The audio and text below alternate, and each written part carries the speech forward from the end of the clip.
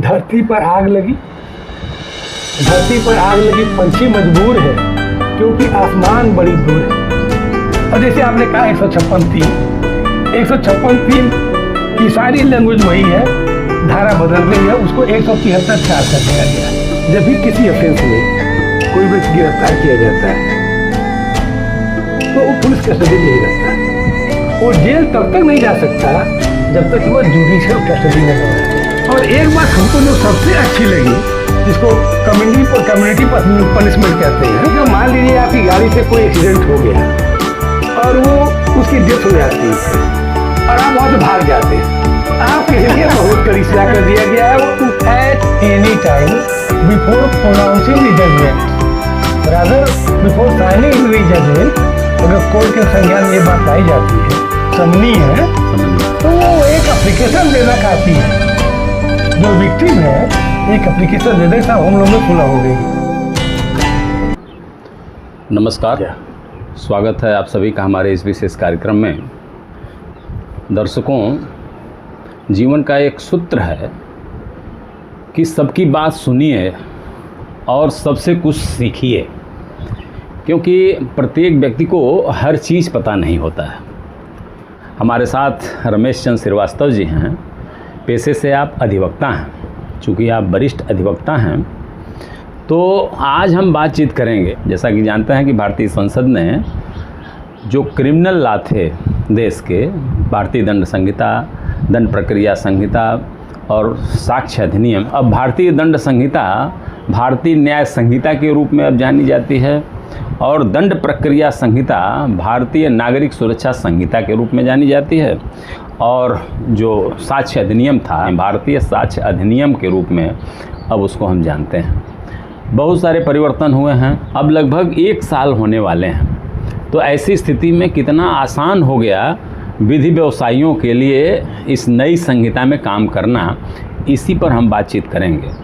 तो श्रीवास्तव जी, आपका हमारे कार्यक्रम में स्वागत है। क्या कहेंगे आप इस पर? इस पर मुझे कहना ये है कि जो मुकदमे न्यायालयों में चल रहे हैं, जो 1 जुलाई 2024 के पहले के हैं, वो तो पुरानी संहिता के हिसाब से गवर्न हो रहे हैं। CRPC से उनको ट्रायल किया जाता है। 1 जुलाई 2024 के बाद के जो अपराध हैं, उन्हीं के ऊपर सारी संहिताएँ लागू होती हैं। बिल्कुल बिल्कुल। अब इसमें कुछ बड़े रोचक तथ्य आए हैं कि जैसे हमारी जो भारतीय दंड संहिता थी, इंडियन पेनल कोड, उसमें कुल 511 सेक्शन हुआ करते थे। बिल्कुल। अब जो नई संहिता आ गई हमारी भारतीय न्याय संहिता, इसमें टोटल 358 सेक्शन रहे। अच्छा। और इसमें 21 नए अपराध जोड़े गए हैं, 19 सेक्शन इसमें से रिमूव कर दिया गया है। अच्छा। और कुछ नए अपराध, जैसे संगठित अपराध हुआ, आतंकवाद हुआ, महिलाओं के प्रति अपराध हुआ, ये सारी चीज़ें उसमें जोड़ी गई। और एक बात हमको जो सबसे अच्छी लगी, हमने बहुत पहले जब पढ़ते थे फिल्म देखे थे दुश्मन। अच्छा। उस फिल्म का किरदार जो था, जो नायक था, उसे से एक दुर्घटना हो जाती है। वो ट्रक ड्राइवर होता है और घर के मुखिया की डेथ हो जाती है। जब सज़ा देने की बात आती है तो जज जो है अपने सीनियर जज के पास जाता है, कहता साहब मैं कुछ तजुर्बा करना चाहता हूँ, मैं नई सज़ा देना चाहता हूँ। तो उसने पूछा क्या देना चाहते हो?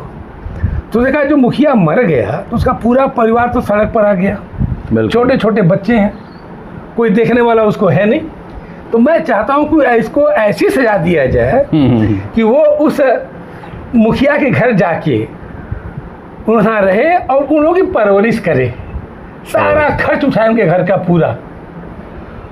कुछ इसी तरह की व्यवस्था ये नए भारतीय न्याय संहिता में ऐड किया गया है, जिसको कम्युनिटी पनिशमेंट कहते हैं। बिल्कुल। उसके लिए जो छोटे मोटे अपराध हैं, जैसे हमारे चोरी है, तो चोरी अगर 5,000 रुपये से कम का अच्छा सामान अगर चोरी गया है तो वहाँ ये लागू होगा। और छोटे मोटे अन्य मामले में भी जो हमारी भारतीय दंड संहिता थी, उसमें एक सेक्शन था 304A। बिल्कुल। तो लॉर्ड मैकाले ने वो कानून बनाया था, और जब कानून बनाया था तो 4 पहिया गाड़ी आमतौर से अंग्रेज़ों के पास, राजा महाराजाओं या नवाबों के पास हुआ करता था। तो अगर उससे किसी की डेथ हो जाए गाड़ियों से, तो वहाँ अधिकतम सजा 2 साल की थी और अपराध को बना दिया था जमानती, बेलेबल। बिल्कुल बिल्कुल। वो परंपरा हमारे आईपीसी में तमाम सारे अमेंडमेंट हुए, लेकिन इसको जज का तास रखा। लेकिन इस सरकार ने इसमें थोड़ा सा परिवर्तन किया। अच्छा। बाकी चीज़ें तो वही हैं, एक नई चीज़ जोड़ दिया। अगर मान लीजिए आपकी गाड़ी से कोई एक्सीडेंट हो गया और वो उसकी डेथ हो जाती है और आप वहाँ से भाग जाते हैं, तो आपके लिए कड़ी सजा है। तो आपके लिए बहुत कड़ी सजा कर दिया गया है। उस अपराध को बना दिया नॉन बेलेबल और आजीवन कारावास की सजा। दुर्घटना के मामलों में अक्सर होता क्या है कि ये जो गोल्डन आवर की बात कही जाती है, 1 घंटे, दुर्घटना के बाद 1 घंटे दुर्घटना होती है, तो जो दुर्घटना ग्रस्त व्यक्ति है, जो घायल अवस्था में पड़ा हुआ है, अगर वो 1 घंटे के अंदर अस्पताल पहुंचा दिया जाता है तो उसकी मृत्यु को बिल्कुल सही है, उसकी मृत्यु को रोका जा सकता है। इसीलिए प्रोत्साहन के लिए सरकार ने व्यवस्था बनाया है कि जो व्यक्ति किसी भी घायल को अस्पताल पहुंचाता है, तो अभी जो है, मैं अभी देख रहा था, अभी लेटेस्ट जो है, अब उस राशि को सरकार ने 25,000 रुपये बढ़ा दिया है कि अगर आप लेके जाते हैं किसी भी दुर्घटनाग्रस्त व्यक्ति को। एक बात और किया है, पहले होता यह था कि 5,000 रुपये, पैसे बात छोड़िए, पहले ऐसा होता था कि जब किसी घायल को लेकर कोई भी हॉस्पिटल पहुंचता था तो पुलिस सबसे पहले उसी को लेती थी, ब्राड भाई में उसी को एविडेंस मान लेती थी, या कभी कभी उसी को कल्प्रिट मान लेती थी। अब इसमें आ गया कि नहीं, जो उसको लेकर जाएगा हॉस्पिटल में वो उसकी मर्जी पर, चाहे तो उसका नाम आएगा, नहीं चाहे तो उसका नाम, चाहे तो वो गवाह बन सकता है, चाहे तो न बन सकता है। जो एमबी एक्ट है उसमें ये व्यवस्था है कि मोटर एक्सीडेंट क्लेम के दावे में आप किसी भी जो है साक्षी को, किसी भी विटनेस को जो है आप ले आ सकते हैं। जो है उसमें ये जो है बिल्कुल ये व्यवस्था बना दी। वैसे 311 सीआरपीसी में व्यवस्था पहले भी थी। अच्छा। कि अगर जजमेंट अनाउंस होने के पहले अगर जज को ये लगता है कि इस तरह की एविडेंस आवश्यक है मुकदमे के डिस्पोजल के लिए, तो वो उसको ले सकती है, चाहे वो चार्जशीट में, चाहे उस चार्जशीटेड हो या न हो। जैसे भारतीय न्याय संहिता में जो महिलाओं के विरुद्ध अपराध की जो बात करी है, पहले जैसे होता था कि शादी का झांसा दे के और लोग रखते थे और बाद में पता चलता था शादी नहीं कर रहे, डिनाई कर जाते थे, तो महिलाओं के लिए एक समस्या होती थी। और उस दरमियान वो जो 375 है उसमें बलात्कार का जो है अपराध, उसमें FIR दर्ज होता था। इसके लिए एक अलग सेक्शन 69 बना दिया गया। कितना बेहतर ये व्यवस्था बनी है, क्या कहेंगे आप? अब देखिए, सीधी सी बात यह है कि तमाम मामले तो ऐसे हुआ करते थे कि महिलाएं खुल के अपने अगेंस्ट अपराध को व्यक्त नहीं कर पाती थी।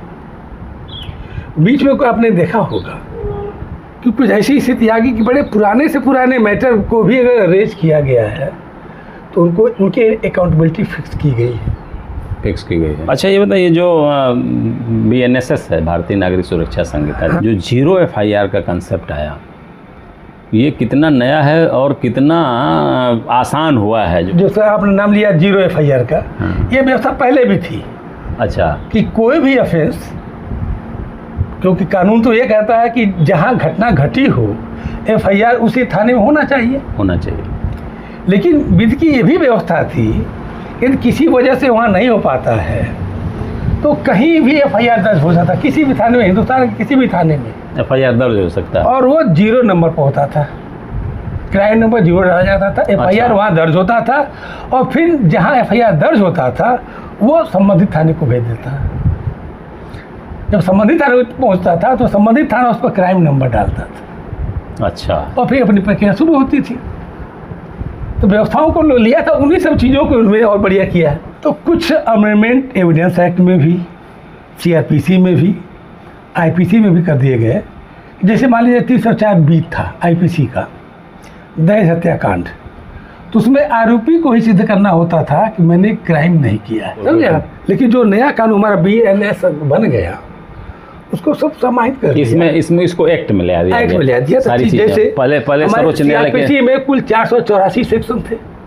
बिल्कुल। इस सेक्शन में 500, इस BNSS में कुल 531 सेक्शन बनाए इन्होंने, कुछ बढ़ गया। क्या हुआ इसमें कि 177 सेक्शन में अमेंडमेंट कर दिया गया, 14 सेक्शन को रिमूव कर दिया गया और उसमें 9 सेक्शन और 39 सब सेक्शन ऐड किया गया। बहुत पॉपुलर धारा सीआरपीसी की थी 156(3). तो अब जो नई संहिता है तो 156(3) में क्या परिवर्तन हुआ या एज इट इज है या उसके सेक्शन बदल गए? अब जैसे आपने कहा 156(3) की सारी लैंग्वेज वही है, धारा बदल गई है, उसको 173(4) कर दिया गया है। अच्छा, 173(4). लेकिन एक चीज़ और जोड़ दिया गया है, न्यायालय पहले एक्यूज को नोटिस देगी। अच्छा, मुलजिम को पहले नोटिस देगी और उसको सुनेगी और उसके बाद प्रक्रिया आगे बढ़ेगी। बिल्कुल बिल्कुल। तो ये बहुत ही नॉन प्रैक्टिकेबल था। कुछ लोगों ने इसको रेज किया, अदब सुप्रीम कोर्ट ने एक वर्डिक्ट दे दिया कि नहीं, कोई जरूरत नहीं है। 173(4) में अगर आप आते हैं तो पूर्ववत वही जो तो 156(3) की जो व्यवस्था थी और वो व्यवस्था पुनः कायम हो गई। हाँ, जैसे मान लीजिए हमारी FIR दर्ज नहीं हुई, क्या कोई भी FIR हो, तो हम न्यायालय में आके वाद दायर करते हैं, जिसे कंप्लेंट केस कहते हैं। अच्छा, परिवाद। तो वो दर्ज होता था सेक्शन 200 में। और उसके बाद कोर्ट क्या करती थी कि उस समय जो कंप्लेनेंट होता था उसका बयान लेती थी, जो गवाह उसके उपस्थित होते थे उनका बयान लेती थी। अगर वो संतुष्ट नहीं हुई कोर्ट उनके बयान से, फिर उसकी इंक्वायरी करती थी, तो उसके लिए अन्य गवाहों का भी बयान लिया जाता था। उसकी प्रक्रिया 202 के तहत होती थी और फिर कोर्ट अगर संतुष्ट हो जाती थी तो 204 में मुलजिम को तलब कर लेती थी। ये सारी व्यवस्था थी। अब इसमें जो व्यवस्था जो नई आई है कि अगर आप कंप्लेंट फाइल करते हैं तो सूचना जाएगी मुलजिम को, उसको सुनने के बाद ही प्रक्रिया आगे बढ़ेगी। अच्छा, थोड़ा सा कुछ अजीब सा लग रहा है। एक तो कुछ मुलजिम ऐसे होते हैं जल्दी सम्मन वारंट पर नहीं हाजिर होते, तभी उन्होंने मुकदमा दाखिल किया तो उसको बुलाने में ही पता नहीं कितने समय लग जाएंगे। बिल्कुल बिल्कुल बिल्कुल। हमारे दावे का जो मकसद है वही विफल हो जाएगा। बिल्कुल। हालांकि ये भी चैलेंज किया गया है आने वाले सुप्रीम कोर्ट में, और दिसंबर तक साथ हियरिंग उसकी होनी है। देखिए क्या आता है इसमें रिजल्ट। नहीं तो ये थोड़ी सी ग्राउंड लेवल पर ये थोड़ा सा मतलब लगता है कि इसमें जल्दबाजी कर दी गई। जल्दबाजी कर दी गई क्योंकि मुलजिम को सुनने के, देखिए लॉ मेकर्स ने जो कानून बनाया है इसलिए नहीं बनाया है कि no one can be compelled to face indefinite trial. बिल्कुल। किसी व्यक्ति को आप अनंतकालीन अनिश्चितकालीन ट्रायल के लिए बात नहीं कर सकते, उसके लिए तमाम सारे सेक्शंस बनाए जो पुलिस केस में अलग व्यवस्था है, कंप्लेंट केस में अलग व्यवस्था है। जगह जगह राहत है मुलजिम को। जैसे मान लीजिए कंप्लेंट किया तो 245 में आपको राहत है कि नहीं साहब तो हमारे खिलाफ कोई एविडेंस नहीं है, हमको डिस्चार्ज कर दिया जाए। यदि कोई एविडेंस आ भी जाती है तो 248 में व्यवस्था है कि जो भी एविडेंस मेरे अगेंस्ट आई है they are not sufficient for the punishment, तो वहाँ हमको ये कर दिया जाए। बिल्कुल। उसी तरीके से उसमें है क्या कहते हैं 239 है। अच्छा। पुलिस केस में बिल्कुल कि हमारे खिलाफ कोई एफआईआर नहीं बनता। सेशन टर्म में 227 है। 227 है। ये सारी व्यवस्था पहले से थी। बिल्कुल, तो हम तो निवेदन करेंगे जब भी कहीं लॉ अमेंडमेंट हो या नए कानून आए तो ग्राउंड लेवल पर जो वकील काम करता है उनकी राय जरूर ली जानी चाहिए। उनकी राय जरूर कम से कम डिस्ट्रिक्ट कोर्ट तक। बिल्कुल बिल्कुल बिल्कुल बिल्कुल। अब जैसे सम्मन की जो प्रक्रिया है, अब जो है इलेक्ट्रॉनिक सम्मन की भी व्यवस्था बनाई गई है कि अब इलेक्ट्रॉनिक तरीके से भी आप। अरे बहुत अच्छी बात आपने याद दिलाई। अब तो खैर ये व्यवस्था बन गई कि वारंट भी कंप्यूटर से ही निकलेगा, वारंट तो जाएगा। एक सज्जन नाम नहीं लूँगा, एक सिविल सूट फाइल किए, उन्होंने गवर्नर को भी पक्षकार बना दिया। अच्छा। जबकि साफ साफ लिखा है कि किसी गवर्नर और प्रेसिडेंट के खिलाफ कोई सूट फाइल नहीं किया जा सकता। गवर्नमेंट के खिलाफ होता है ऑन बिहाफ ऑफ डीएम, लेकिन गवर्नर के खिलाफ नहीं। यहाँ गवर्नर के खिलाफ फाइल भी हो गया, समन भी जारी हो गया। अच्छा। समझिए। और जब लखनऊ पहुँचा समन तो वहाँ के जो पीए हुए थे गवर्नर साहब के, उन्होंने डांट भेज दिया उसको हाईकोर्ट इलाहाबाद उस समन को। अब हाई कोर्ट ने तुरंत यहाँ के जो मजिस्ट्रेट थे उनको तलब कर लिया कि क्या किए हो ये। अब यहाँ लोगों के हाथ पांव फूल गए, संबंधित वकील बुलाए गए, तो अब सब भूल हो गई, गलती हो गई, ठीक अंत में उन्होंने मुकदमा विड्रा कर लिया। विड्रा नहीं, ये और वहीं से उसी वक्त से बिल्कुल हमारे डिस्ट्रिक्ट जज साहब ने ऑर्डर कर दिया कि हाथ का कोई संबंध नहीं बनेगा, सारे संबंध कंप्यूटर से बनेंगे।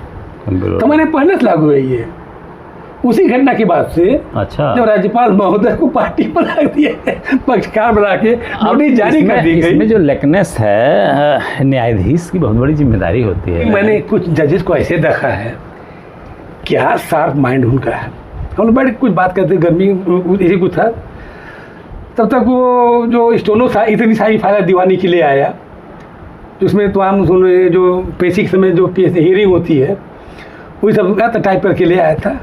तो देखते साइन कर रहे थे तो एक जगह रुक गए, अरे यार ये नंबर तुमने गलत लिखा है, इसका नंबर दूसरा है।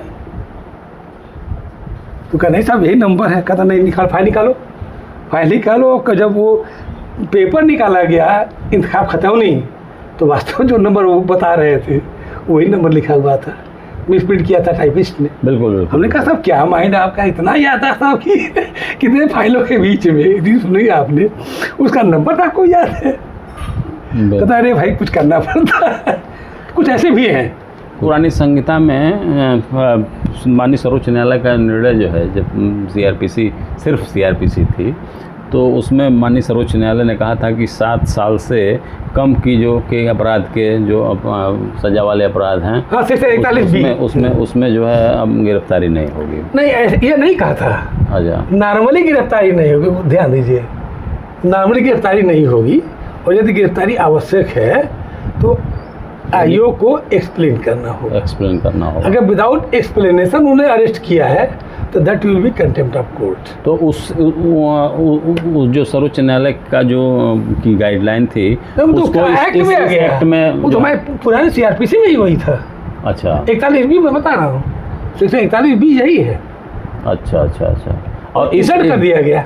अच्छा, उसमें अमेंडमेंट करके उसमें भी जो जोड़ दिया गया था। हाँ, अच्छा, वो चीज़ इसमें भी है, वो चीज़ें हम। अच्छा, जो पुलिस कस्टडी होती है और जुडिशियल कस्टडी होती है, इसमें क्या डिफरेंसेस हैं जो है? सीधी सी बात है, देखिए, जब भी किसी ऑफेंस में कोई व्यक्ति गिरफ्तार किया जाता है तो वो पुलिस कस्टडी में ही रहता है। वो जेल तब तक नहीं जा सकता जब तक कि वह जुडिशियल कस्टडी में न आ जाए, जिसे कहते हैं रिमांड। उसी को रिमांड कहते हैं, कि उसको गिरफ्तार करके उसे न्यायालय में पेश करना विदिन 24 आवर्स, 24 घंटे के भीतर। ठीक है, बिल्कुल। तो जब कोर्ट में पेश करेंगे तो कोर्ट उसको जुडिशियल कस्टडी में पहले लेती है, और उसके बाद अब जब जुडिशियल कस्टडी में आ गया और पुलिस को लगता है कि नहीं साहब तमाम सारी इन्वेस्टिगेशन में इसकी ज़रूरत हमको है, तब वो पुलिस रिमांड के लिए प्रेयर करती है कि हमको भी इसी से कुछ पूछताछ करनी है, हमको 1 हफ्ता चाहिए, 10 दिन चाहिए, 4 दिन चाहिए। तब कोर्ट जो है उनको फिर कस्टडी में बैक करती है। अच्छा, तो वो पुलिस के ही पास रहेंगे उतने पुलिस के पास रहेंगे, लेकिन वो जुडिशियल कस्टडी में ही माने जाएंगे। अच्छा, पुलिस को तफ्तीश के लिए कंडीशन जेल से ले आएगी, तफ्तीश के लिए उनको अपने पास ही रखेगी, अपने ही नहीं, दोनों बातें हैं। अच्छा, पहले तुमको जेल जाना है, ठीक, जेल जाना, जेल से उनको लेके न्यायिक अभिरक्षा में जाएंगे। जो कंडीशंस कोर्ट ने इम्पोज की हुई है उन शर्तों के अनुसार उनको ले आना है। अब तो कोर्ट ये कहते हैं कि आप मुलजिम के वकील को भी साथ रहना है, ताकि आप टार्चर ना कर सके मुलजिम को। बिल्कुल। तो जितना टाइम देते हैं वो तो 1-1 मिनट का उसमें हिसाब देना पड़ता है। बिल्कुल। अच्छा, जो समनीय अपराध होते हैं, जिनको हम सुलह कर सकते हैं, इसकी प्रक्रिया जो होती है वो क्या होती है? बड़ी सिंपल सी है, कानून बनाने वाले ने बड़ा बढ़िया किया है। At any time before pronouncing the judgment, rather before signing the judgment, अगर कोर्ट के संज्ञान में ये बात लाई जाती है कि ये जिन अपराध में ये मैटर है दे ऑल आर कंपाउंडेबल, समनीय है, तो वो एक एप्लीकेशन देना काफ़ी है। जो विक्टिम है एक एप्लीकेशन दे दे, साहब हम लोग में सुलह हो गई, तुमको वहीं ख़त्म हो जाएगा। बिल्कुल। और वहीं कुछ मामले ऐसे आते हैं with permission of the court वो सुलह होते हैं। जमानत के पूर्व भी ये सुलह समझौता किया जा सकता है? नहीं, बिल्कुल नहीं, क्योंकि ये है कि 436 और 437 सीआरपीसी जो पहले प्रोविजन थे बेल वाले, 436 बेलबुल के लिए है, 437 नॉन बेलेबल के लिए है। उसमें प्रोविजन है कि जब भी वो मुलजिम कोर्ट में आएगा, तो जब कस्टडी में आ गया, जुडिशल कस्टडी में आ गया, बिल्कुल, तो बाहर कैसे आएगा वो? बाहर कैसे है? तो बाहर आने के लिए उसको सेफ्टी देनी है, जमानत देनी है।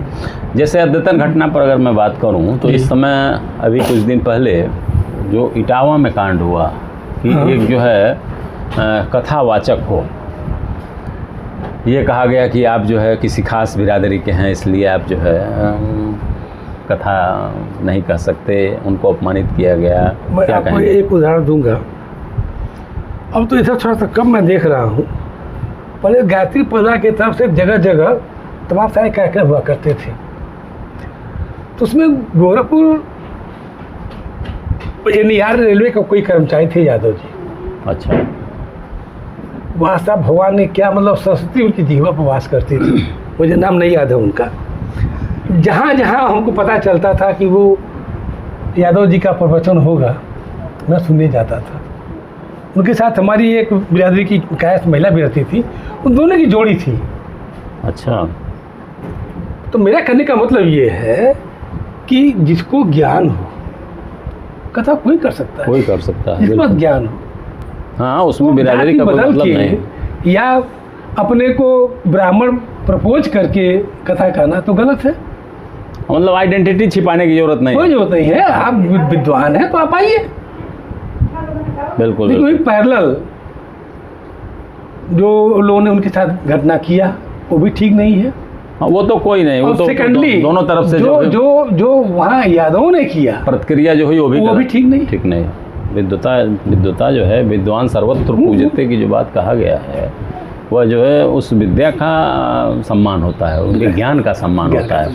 और इसमें जो है न तो उस ज्ञानी को न तो आम जनता जो है, इसमें उनको ये कहने का अधिकार नहीं है कि ये फला जात नहीं, से कोई लेना देना नहीं। फला जात के हैं। रैदास क्या थे जब बताइए? बिल्कुल, कितना लोग समाज से नाम लेते हैं आज उनका।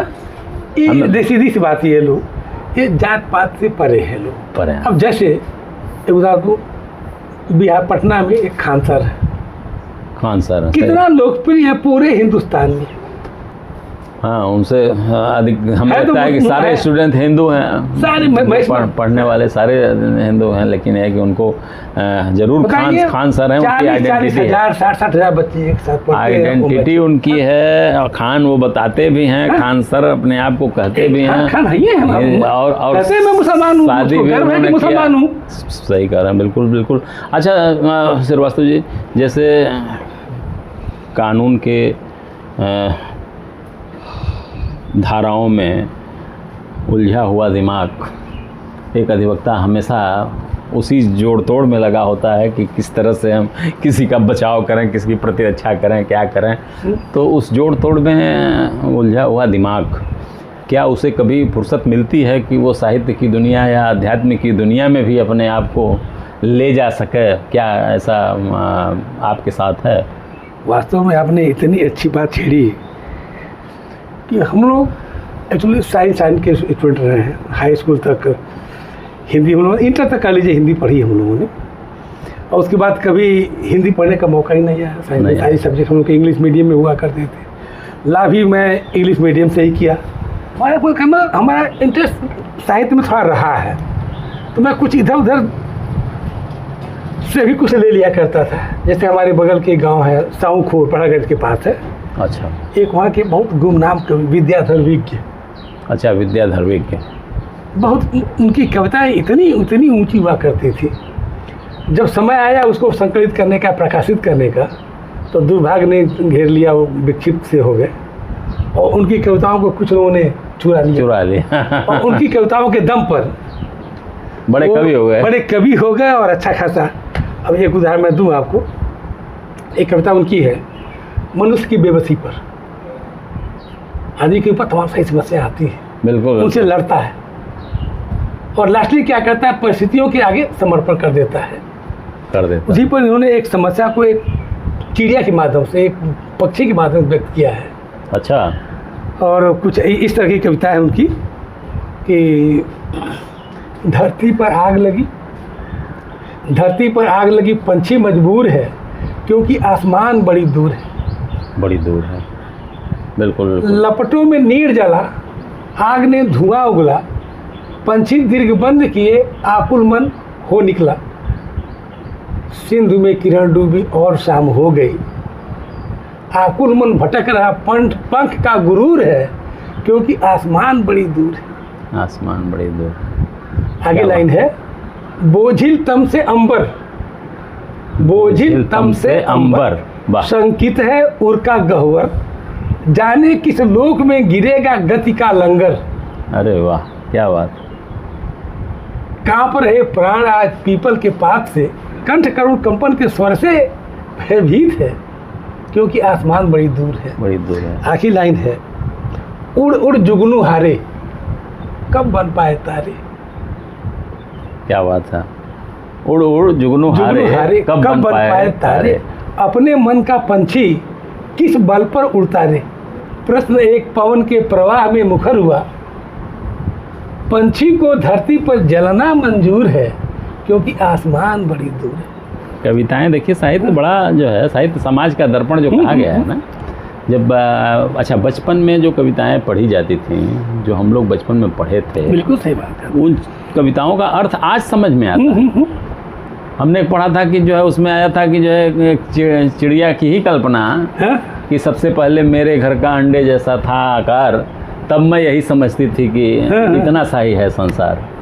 क्या बात। फिर मेरा घर बना घोंसला सूखे तिनकों से तैयार, तब मैं यही समझती थी कि इतना सा ही है संसार। क्या बात। अब देखिए, जयशंकर प्रसाद तो थे तो खुद एक साहित्यकार कह सकते हैं आप, लेकिन साइंस का कितना अच्छा नॉलेज था उनको।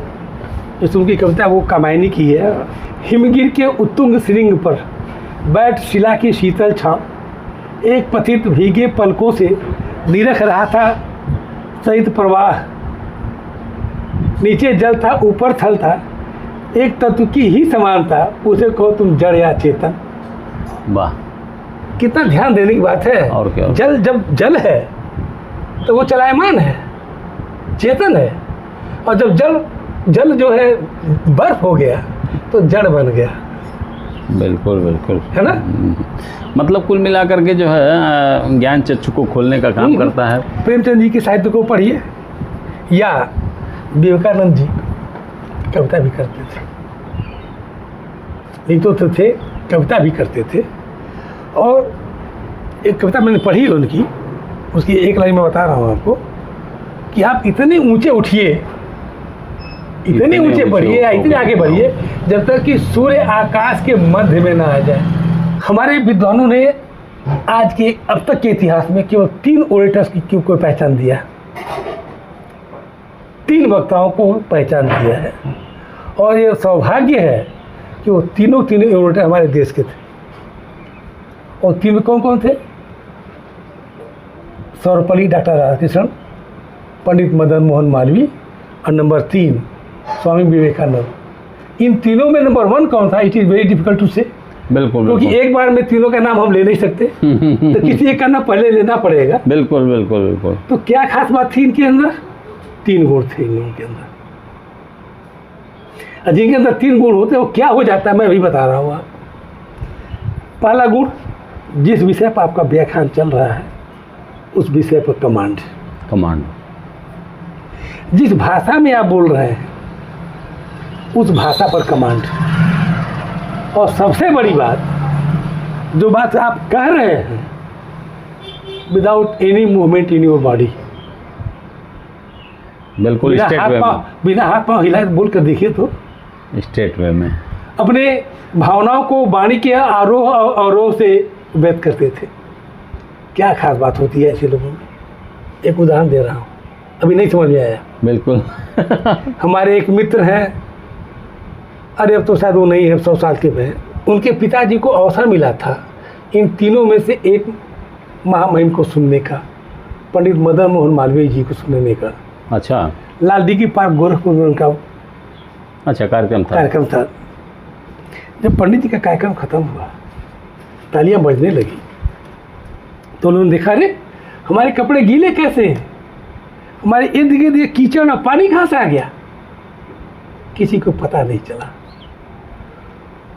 पंडित जी की वार्ता के दौरान, वक्तव्य के दौरान बादल आए, बरसे और चले गए। श्रोता और वक्ता दोनों एक दूसरे में समाहित थे। उसी को कहते हैं जीरोलेसनेस, टाइमलेसनेस। समाधि लग गई थी श्रोता और वक्ता में। वो बोल रहे थे, सुन रहे थे। जहाँ ऐसी बात हो जाए केवल श्रोता को वक्ता और वक्ता को श्रोता, और कुछ नहीं है, समाधिस्थ हो गए सारे लोग।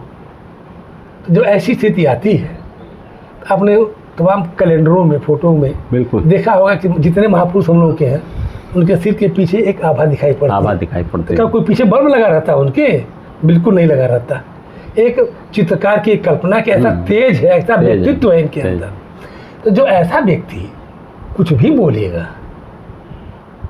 कुछ भी बोलेगा तो तालियां बजेंगी नहीं बजेंगी। और क्या, और क्या। और इसी जैसा एक व्यक्ति जिनके बोलने से समाधि लग जाती हो, स्वयं विवेकानंद जी, जिनको 0 दे दिया गया। जीरो पर उन्होंने, तो 0 को बोलो तो उन्होंने कहाँ शुरू किया? ओम पूर्णमिदं पूर्णमिदं पूर्णात् पूर्णमुदच्यते पूर्णस्य पूर्णमादाय पूर्णमेवावशिष्यते। उन्होंने इसको एक्सप्लेन किया कि आप जितना बड़ा 0 बना सकते हो बनाओ। What is the value of 0? जितने 0 संभव हो सके उसमें आप ऐड करो, वैल्यू विल रिमेन 0। जितने 0 आप उसको निकालना चाहे निकालिए, जितने मल्टीप्लाई करना मल्टीप्लाई करिए, जितने से डिवाइड करिए, 0 will remain 0 and that is absolute. वही हमारा पर ब्रह्म है, वो कभी टूट नहीं सकता, जो है। तब उन्होंने कहा था, क्योंकि वो सम्मेलन जो था सर्वधर्म सम्मेलन था, वहाँ सिद्ध ये करना था Christianity is the best religion in the world. ईसाइयत सबसे बड़ा धर्म है, यही साबित करना था वहाँ। तो उन्होंने एक उदाहरण दिया कि साहब, एक बार समुद्र का मेढक किसी तरह से बहते बहते कुएं में गिर गया।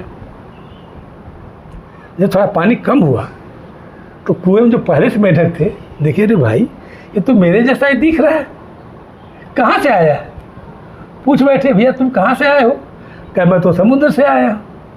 ये कहा है समुद्र, ये क्या होता भाई? पानी नहीं कुछ है वहाँ? वहाँ पुराना था, गहरा था, तो ये लोग बड़े मौज में थे कुएं वाले लोग। ये समुद्र क्या होता है? कहता है भाई बहुत बड़ा पानी नहीं होता है। अच्छा, तो उसमें एक थोड़ा सा तरुण मेढक था, उसको मजाक सूझा आया, वो तैरते तैरते कुएं के किनारे गया, थोड़ा सा जंप मारा। अब बताओ क्या तेरा कुआं समुद्र इतना बड़ा है? क्या नहीं भाई, इसे से ही बहुत बड़ा है। क्या अच्छा, तो फिर थोड़ा सेंटर तक जंप मारा। अब बताओ, क्या नहीं इसे से ही बड़ा है। तो उसको गुस्सा लग गया, पूरा फुल डायमीटर जंप मार दिया। कुएं का जो डायमीटर था, यहाँ से लेकर पूरे डायमीटर जंप मार दिया। अब बताते हैं क्या तेरा समुद्र इससे से भी बड़ा है? बोलते हाँ भाई बहुत बड़ा है इससे। तब जितने मेढक थे कुएं के सब नाराज हो गए कि झूठ बोल रहा है, झूठ बोल, इससे बड़ा कुछ हो ही नहीं सकता। या तो दोनों सच बोल रहे हैं ना, कुएं वाला मेढक कुछ देखा नहीं, वही देखा है, वो भी सच बोल रहा है, और समुद्र वाला तो सच ही बोल रहा है। इस तरीके से हम हिंदू धर्म को मानने वाले हैं। इस्लाम का मुझे ज्ञान नहीं है, क्रिश्चियनिटी मुझे ज्ञान नहीं, तो मैं कहता हूँ वो कमज़ोर है। हम ईसाई धर्म को मानने वाले, हम कहते हैं हिंदू धर्म कमज़ोर है, इस्लाम कमज़ोर है। हम इस्लाम को मानने वाले, तो सारे लोगों को ज्ञान हुआ कि बात बिल्कुल सही है। बहुत विस्तार। उसके बाद जो इंग्लैंड में कार्यक्रम होना था उसको उन्होंने कैंसिल कर दिया, हुआ नहीं, सारे धर्म बराबर है। हाँ, तो इसीलिए उन्होंने कहा कि भाई हम तो चाहते हैं कि हर व्यक्ति का अपना एक धर्म हो, लेकिन हर व्यक्ति ये समझे कि मेरा धर्म अच्छा है तो तुम्हारा भी धर्म अच्छा है। ये नहीं कि मेरा धर्म अच्छा है और तुम्हारा गलत है। ये भावना नहीं होनी चाहिए कि हम भी अच्छे हैं और तुम भी अच्छे हो। यही सर्वधर्म संभाव है। यही बात। पर हम अगर अपने धर्म की इज्जत करते हैं तो हम दूसरे धर्म का भी इज्जत करना चाहिए। बिल्कुल। हम तो ये समझते हैं जो दूसरे धर्म का अनादर करता है वो अपने धर्म का भी अनादर करता है, अपने धर्म को भी नहीं ठीक फॉलो करता। चलिए, बड़ा सुंदर जो है हम लोगों की जो वार्ता है, काफ़ी दिन बाद हम लोग जो है मिले और एक सार्थक बातचीत हुई। बहुत सुंदर। दर्शकों आपने देखा। मैं आपका आभारी हूँ कि मैंने अक्सर आपको यूट्यूब पर देखा है, गोरखपुर या इर्द गिर्द के तमाम सारे लोगों का आप इंटरव्यू लेते हैं। बिल्कुल। और तमाम सारी जानकारियाँ हम लोग को मिलती रहती हैं। तो हमारा सौभाग्य है कि आपसे मिलने वाला। नहीं, आप जो है निश्चित रूप से दर्शकों आपने देखा कि रमेश चंद्र श्रीवास्तव जी जो एक वरिष्ठ अधिवक्ता हैं, नई संहिता पर, जो नए आपराधिक कानून हैं उस पर तमाम सारी बातें बताईं, तमाम सारे जो विरोधाभास थे उसको आपने स्पष्ट किया, और साहित्य और अध्यात्म पर भी, मनोरंजन के क्षेत्र में भी आपने जो बहुत बेहतर तरीके से जो है कविताओं के जो शब्द हैं, जो लाइनें हैं, उसको भी आपने रखा। चूँकि जो भी उम्र में हमसे बड़ा है, जो भी कहीं अनुभव ले रहा है, तो निश्चित रूप से उसके एक एक शब्द अनुकरणीय होते हैं। जैसा कि मैंने शुरू में ही कहा कि जीवन का जो सूत्र है कि हम सभी को सुनें और सभी से कुछ सीखें, यह जो है बिल्कुल सही। तो हर व्यक्ति कुछ न कुछ सिखाता है, लेकिन जो अनुभवी व्यक्ति होता है, जब हम उसकी बात सुनते हैं तो और मुझे आनंद आता है। निश्चित रूप से ये कार्यक्रम आपको अच्छा लगा होगा। फिर अगली बार किसी और इसी तरह की शख्सियत के साथ फिर मुलाकात होगी।